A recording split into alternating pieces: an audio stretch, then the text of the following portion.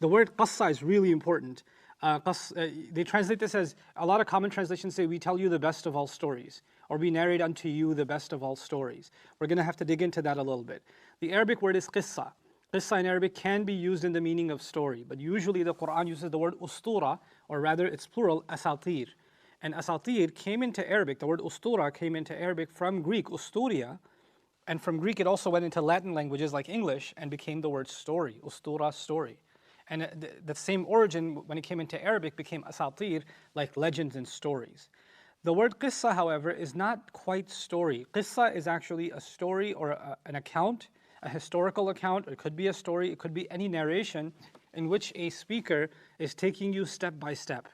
Okay, so qassa literally means to follow step by step. That's what qassa means, okay? And that's the meaning in which it occurs in Surah Al-Qasas, when the mother of Musa told his sister to go follow him step by step. She used the same word. She said, qussihi, follow him step by step. Now that's important because what that means is the storyteller, or the one telling you the historical account, whatever they're telling you, they decide what to tell you first, then what to tell you second, then what to tell you third. And it's not just what to tell you, it's what the speaker wants you to feel.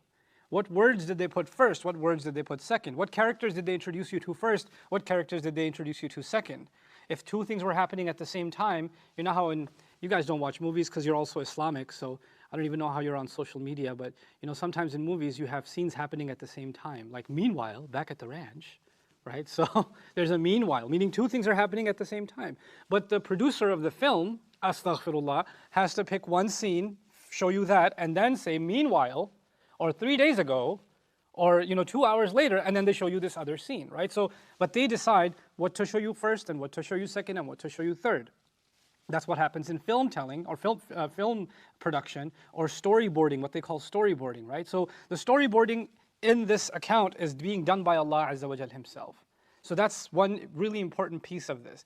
The other actually is that there's a difference between when someone tells you like a crafted story and the way in which they tell you, and when someone just gives you information. I'm reminded of a ridiculous story, but it's one of those things that are, they inform my approach and methodology in teaching quite a bit. When I used to be a Sunday school teacher in New York, one time I had a group of I actually had the group of teenagers, and next to us was a group of 8 to 12-year-olds. So, and the masjid doesn't have different rooms, so they're all in the same room, but they're separated by a partition. So you can't see the kids in the next group over from you, but you can certainly hear them, right? So their teacher walks in, and he was going to tell them Surat Yusuf and the story of Yusuf alayhi salam that day. And we're just kind of doing our work, and I could overhear him. He comes in and he goes, "Do you know what the best story of all time is? Who can tell me what's the best story of all time?"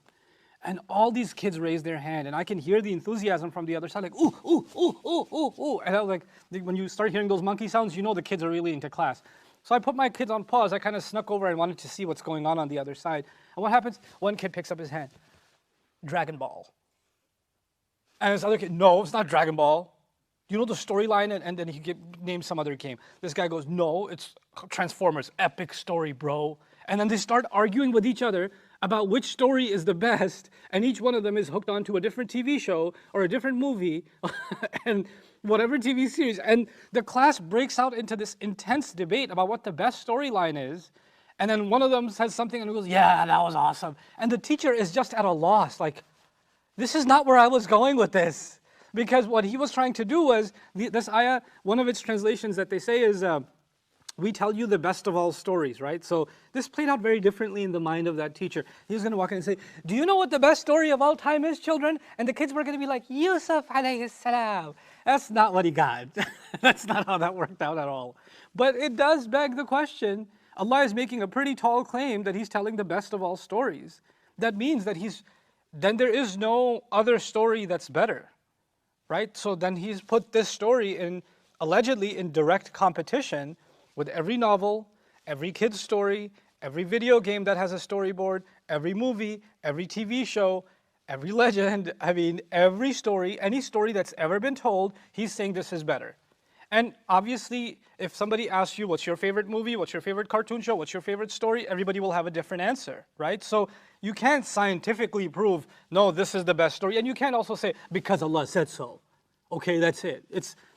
When you consider something the best story, it's a matter of how you feel about it. It's how attached you are to it, how it moved you, how you want to watch it over and over again. People that have a favorite movie, they'll watch the same movie 20 times. My kids and I watched Finding Nemo. I think it was 25 times.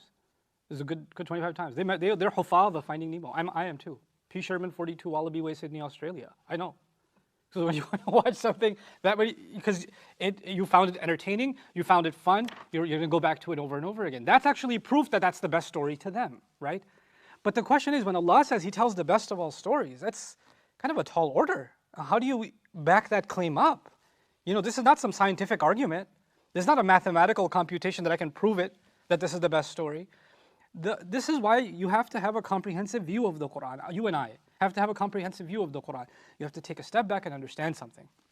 The Quran gave stories to us for a very particular purpose. The same purpose for which the Quran said Allah said every word of the Quran for one exclusive purpose, to guide humanity. To guide humanity in what they need. Not to entertain humanity, not to draw humanity's attention to something fun, not to wow them. Those things can happen, but there's one thing that's the goal of the Quran. The goal of the Quran is there's not a story will be told, not an ayah will be revealed, not a word will be said that doesn't go back to one fundamental purpose: human beings are in need of guidance.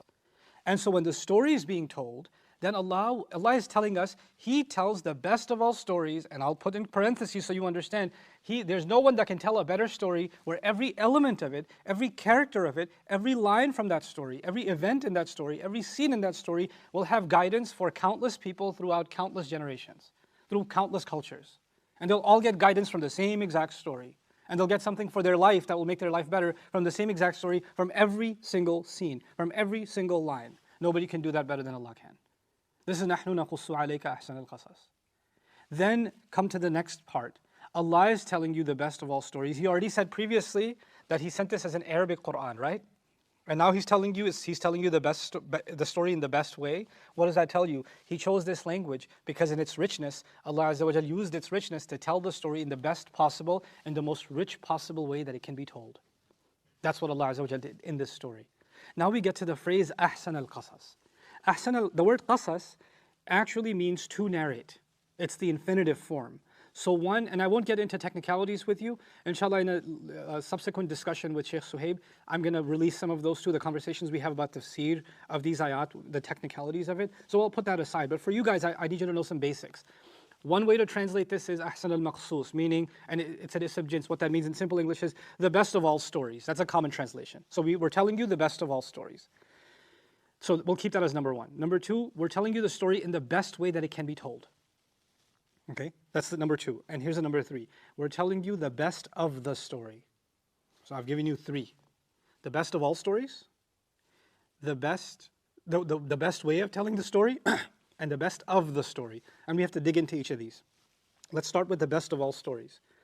You see, Allah is the architect of the story of humanity. From Adam alayhi salam, every single human being that's ever lived has a story, don't they?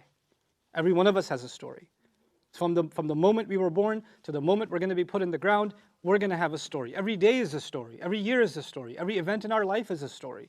And every one of us has profound moments and stories in our careers, right? And then what historians try to do, historians try to capture not the story of one person, but a story of a region, the story of a nation, major events, big stories, right? So they're going to try to capture who conquered who, or how did this great, construction get built, or how did this empire rise, or how did that empire fall, or this is what historians try to capture. Instead of trying to capture the story of one person, and even if they did, let's just say a historian's interested in a king, in the history of a king, the life of a king, they're not going to know, or they're not going to be interested. And even if they were, they couldn't find what happened in the bedroom of the king, or what kind of conversations did he used to have with his kids in the morning, or what were his favorite things to do in his free time. You won't know those things about the king. All you will know is the king issued this decree, the king had this policy, the king went into this war, these were the triumphs of the king, these were the failures of the king, the big stuff that the public knows, everybody knows. That's what history is about, right? But when Allah chose from all of those stories, the personal ones that nobody recorded, right? Like, I'm a parent and I have children, and 3,000 years ago on some other continent, there was another parent and they also had children, yes? They had their story too. And of all those stories, public and private, Allah decided that a handful of them are so important, and not even the entire stories, the ones that He picked, there are certain scenes from these people's stories that are so important that the way I will talk about them in my book will guide humanity till the end of time. So, of all of the stories that exist, of all of the human beings that Allah created, He chose certain stories, the story of Musa, the story of the people of the cave, and there are lots more stories that were happening in China at the time. There was a lot more happening in Africa at the time. There was other things happening in Australia at the time. The world had stories going on. You know, somebody once asked me, the Quran talks about the story of Nuh, or talks about the story of Lut or Salih, but at the same time, other things were happening other places. Quran didn't talk about those. This is the answer to that question. Allah did not take it upon Himself to tell us everything that was happening in the world. It's not a history book. Allah took it upon Himself to tell us the stories of those that He deemed in His wisdom that we need to know until Judgment Day. And even then when He chose, like for example, Nuh alayhi salam. Let's just take Nuh alayhi salam as an example. Everybody knows that Nuh alayhi salam lived between 950 to 1,000 years, depending on how you interpret the ayah. You know, alfa sanatin illa khamsina aman could mean he lived 1,000 years minus 50, so 950. It could also mean he lived 1,000 difficult years, save 50 that weren't so hard. You could interpret that in two ways. So it could be 950 to 1,000 years. That's a lot of years. Maybe if a page was written to summarize each year. One page to capture everything that happened in how long? 1 year. A page is nothing, right? For a whole year. You could write 10 pages for what happens in 1 day, right? But even if you took 1 page per year for 1,000 years, how many pages would that be? That'd be 1,000 pages. Does the Quran tell the story of Nuh alayhi salam in 1,000 pages? No, He doesn't. This leads me to the third. I said there are 3 interpretations. The best of all stories. So He chose these stories of all other stories, the ones that are in the Quran. But the third interpretation was the best of the story. Of all those 1,000 years, which were countless conversations with generations of people in the story of Nuh alayhi salam, there were some conversations, some events, some back and forth that He decided He will select of those endless hours, those few seconds of moments that He will select, that He will put in His Quran. This is what He calls ahsan al-qasas also. We took the best of what was needed for humanity's guidance and pulled it out from the larger story. So what we started first with was the story of all human beings, and from them He chose very, very few to tell the stories of. And within those human beings that He chose to tell the story of, He chose very little of their stories to tell us. Why so little? Because those little things are heavier than everything else put together because of the value they have in terms of guidance. Okay? And then the middle interpretation I told you, the second one was the best way it can be told. And this now explains what does it mean the best way it can be told. Everything Allah will tell us is actually going to be there was no better way to say this or no better way to illustrate this for the benefit of you to learn something that you need in your life.